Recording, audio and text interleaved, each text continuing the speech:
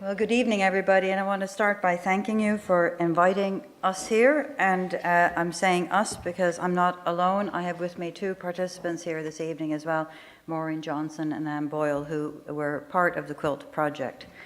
So I'm going to tell you a little bit about the 77, what started off being called the 77 Women Commemorative Quilt, but ended up being called the 77 Women Legacy Quilt. And the subtitle for the quilt is Living for Ireland, and I'll tell you a little bit about that later.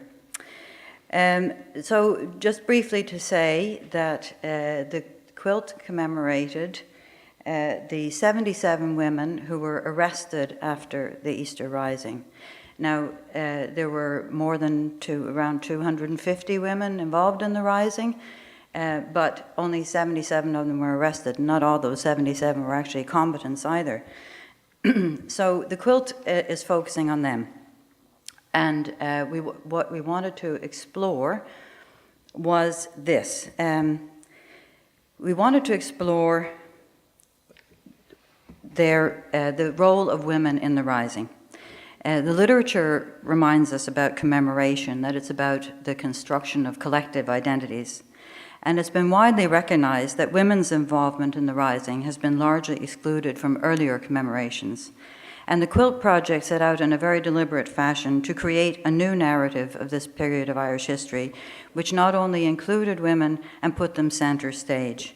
So in that sense, it was a political and feminist project right from the start. Sorry.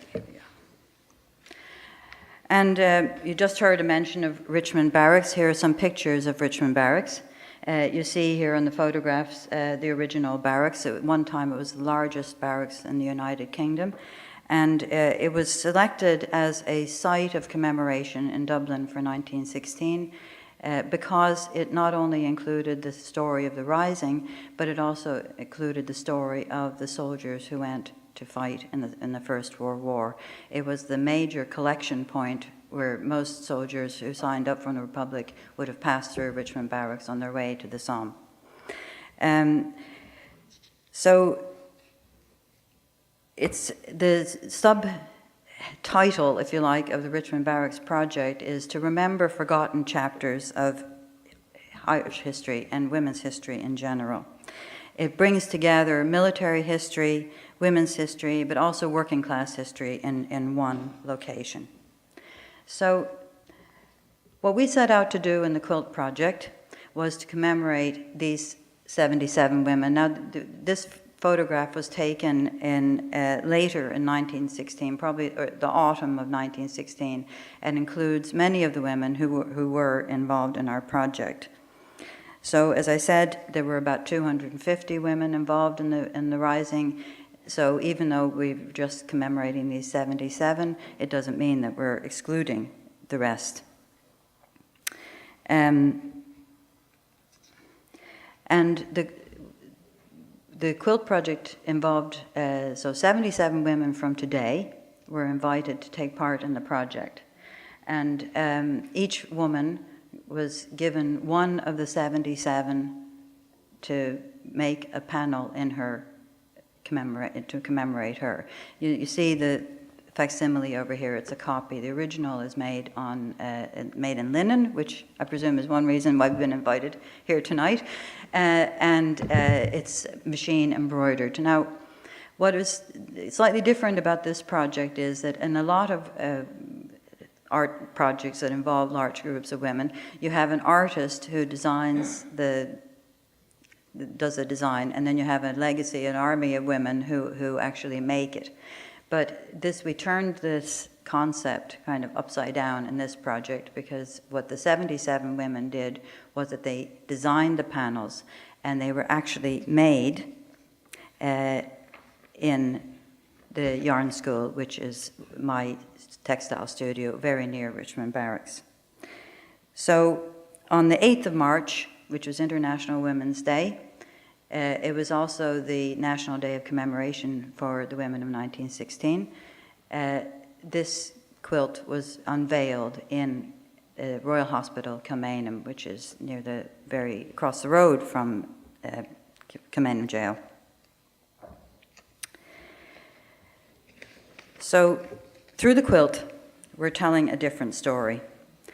And we're setting down a marker on different perspectives on the extent and nature of the women's participation in the Rising. And also, we're explicitly involving a large group of women to be part in constructing new narratives. Recent research on women's history in Ireland has revealed the extent to which this marginalization of the women's story has served to perpetuate the patriarchal structures of Irish society. And post-revolutionary Ireland was a society where women, in fact, became less equal. And this is what this particular panel is commemorating.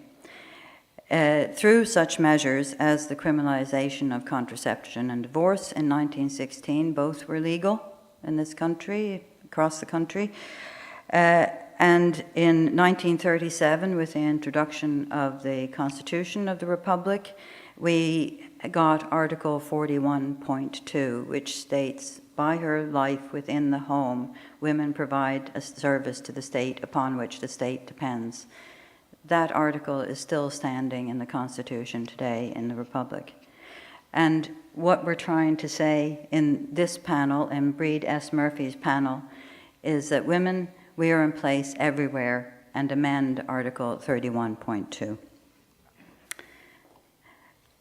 And what we're trying to convey in the quilt, the reason why there were 77 women involved and 77 different designers involved, when we started reading about the stories of these 77 women, we realized what an incredible diversity of women were involved in this. Most of us who were involved in the project had only heard of one woman, Constance Markovich, at the start of this project, who, as you all know, was a upper-class woman of the landed gentry. We had no idea that so many working-class girls, so many Protestant women were involved, women who had a variety of different professions, women of different ages. Many of the women who were involved were very young, and you see some very young faces on the quilt. Others were older. But by involving 77 different people in the design, we hoped to capture some of the diversity. And we wanted to tell each story as it was, as an individual. And we wanted to reclaim every woman's right to have her individual story heard. So when you're looking at each panel, you're not only seeing a commemoration of a woman of 1916, you're also seeing a response from a woman of 2016 and what that story tells to her. And this is what one woman said that it said to her. So this is where the quilt began, the idea began, and where it was made. This is a little building on the former, it's just across the field from Richmond Barracks, and it's part of the former, now infamous Golden Bridge Industrial School. And the idea started in August 2015. So the whole project happened really very quickly. It was realized between August 2015 and March 2016. So it started off with an introduction day. We sent out 134 invitations. The way the women were recruited was, we were 7 women on a committee who formed around Richmond Barracks to work on the commemorating the women. And I invited each one of them to nominate 11 women. And the only criteria really was that there would be people who were somehow civically minded women. It was not, somebody was asking me earlier today, were there any political women involved in, I have no idea what their political affiliations were, but there was, I can say there were no politicians or elected representatives, but they were almost all community activists in one way or another. So we sent out 130, like all good plans, of course, people didn't nominate 11, they nominated several more, so we ended up sending out 130 invitations. But amazingly, on the start day in September, we got 77 women came along. And we began with an historical presentation by Liz Gillis and Mary McAuliffe. You see Mary McAuliffe standing there in the photograph. Mary and Liz have written a book, which I'm very sorry I forgot to bring along this evening. It's called We Were There, 77 Women in Richmond Barracks. Now, this is the historical research upon which the quilt is based. And Mary and Liz gave a short presentation about the context of the women in the Rising. Then each woman was given an envelope, and it was entirely random. As you can see, when people opened their envelopes and got to see the story of their woman for the first time, it was quite an emotional moment for some people. This is actually Shirley Graham, who we were talking about earlier. Is related to Anne, who's sitting here. And some women got tomes of information, like the woman who got Constance Markovich got quite a thick envelope. But the woman who got Barbara Retz, who you see at the top, fifth in from the top, got nothing other than a name, Barbara Retz. Now, we found out much more about her. In fact, we found her whole story later on, but I don't have time to tell you that right now. But so all that woman got was two names, two words on a sheet of paper. Barbara Retz, nothing more known about her. So this is the group photograph that we took that day. So this is the photograph you saw earlier with the 77 women from today superimposed on top of it. So after they got their envelopes, they went into broke into workshops over a period of, just from September to Christmas. So each woman had an opportunity to go to 2 workshops. And in the meantime, they went off and they did more research on their woman. We had access to the military archive, all the online information. And more important, or equally importantly, but perhaps more richly, as the news of the project began to get out there, we got a good bit of media coverage at the start. Relations began to contact us. These are the Cooney sisters, and the granddaughter of Annie Cooney is on the left there. She heard about she's one of the relations who got in touch with us. Now, this is an example of how the involvement of the relations really enriched the project, because at the beginning, when they got their envelopes, the only photograph we had was of Annie Cooney, but through Una McKeown, we got the photographs of Eileen and Lily as well, and we got the backstory of both of them. So that's how we found out, for instance, that Lily was a printer. And Una wanted to contribute something to the project, so she had just learned to do Irish crochet. So she came up with the idea of crocheting a shamrock for each one of the panels. There's actually 6 sets of sisters on the quilt, possibly more. We're not sure if some of them were sisters or not, like the Martins, for instance, may well have been sisters. And you can amuse yourselves later, if you wish, by seeing, can you figure out who the sisters are, because there's a little clue on each of the panels as to who they are. I've got 5 minutes left, so I'll skip these. I just wanted to tell you a little bit about what we discovered.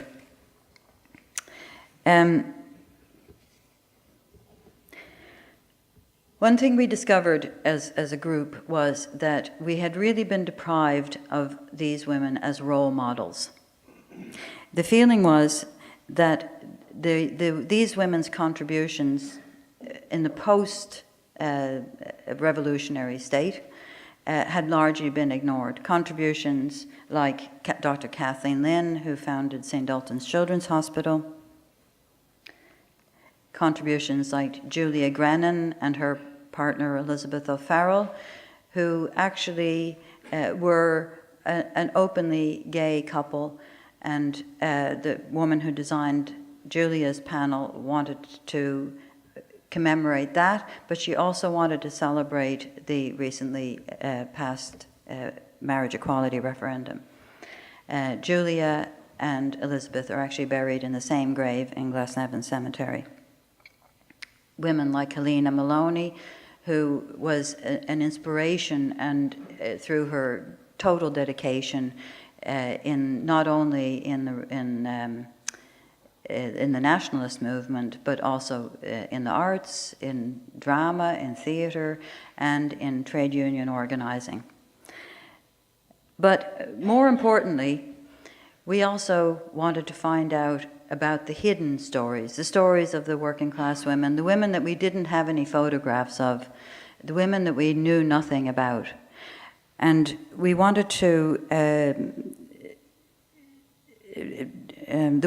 we wanted to find out what their lives were really like after the Rising. And these women endured poverty, multiple pregnancies, high rates of infant mortality, unemployment, disease, and domestic violence.